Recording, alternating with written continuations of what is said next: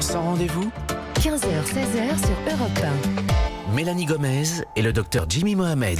Nous sommes ensemble jusqu'à 16h pour votre émission Santé Bien-être, une émission sans rendez-vous. Soyez les bienvenus si vous nous rejoignez. Alors sur notre plateau aujourd'hui, notre invité c'est vous, docteur Alain Ducardonnet. Vous êtes cardiologue, médecin du sport et l'auteur du livre Prenez rendez-vous avec vous, votre santé vous dira merci, publié au Cherche Midi. Docteur Ducardonnet, ce que vous proposez donc c'est au même titre finalement que l'on prend rendez-vous chez le médecin ou chez le coiffeur, de faire la même chose avec soi. Vous avez dit, il faut prendre l'agenda et marquer moi, rendez-vous avec moi.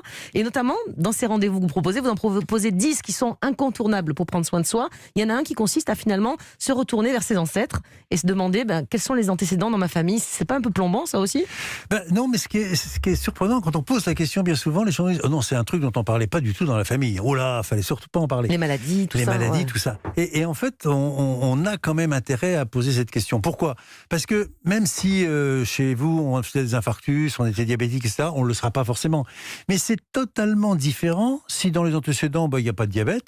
Alors que s'il y a un diabète, vous allez suivre plutôt la glycémie. Donc vous allez orienter ce suivi. On ne peut pas tout suivre, bien évidemment.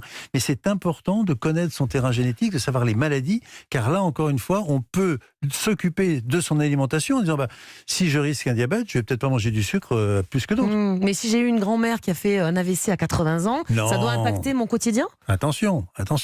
Quand on dit les antécédents, d'abord c'est en ligne directe. Donc c'est père, mère, oncle, tante, frère et sœur. D'accord. Voilà. Au-delà, c'était un autre mode de vie, et donc il ne faut pas en tenir compte, c'est un élément extrêmement important. Après, c'est l'âge. Quelqu'un qui fait un infarctus ou un AVC à 80 ans, c'est dramatique, mais malheureusement, c'est l'évolution naturelle. Par contre, si vous avez un père qui fait un infarctus à 45 ans, ça veut dire qu'il y avait un terrain. Alors après, est-ce qu'il fumait ou est-ce qu'il avait un terrain prédisposé ? Ça nous permet simplement d'orienter notre vie, d'orienter notre sentinelle par rapport à ce qui peut se passer.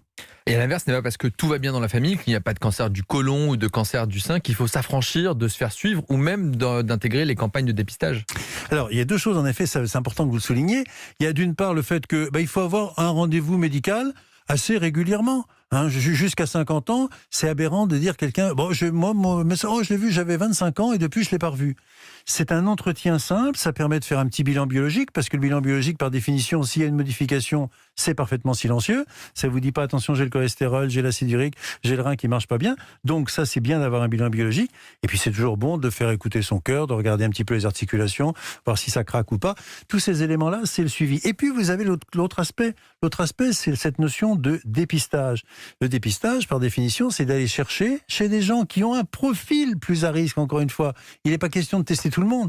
Mais en effet, c'est important d'aller chercher éventuellement un cancer colorectal avec, vous savez, ces petits examens qu'on appelle l'hémocculte et qui permettent de dépister un peu de sang dans les selles.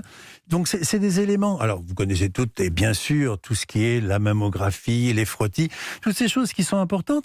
Et quand on fait de la consultation, et vous le savez bien, Jimmy, on se rend compte que, il y a des femmes qui passent à travers, qui au bout de 4-5 ans disent « Ah oui, j'ai complètement oublié ». Donc c'est pour ça, cette piqûre de rappel, on s'est dit voilà, où j'en suis, je fais mon état des lieux, voilà, j'ai besoin de faire ça, voilà mes modes de vie et voilà ce que j'ai envie de faire.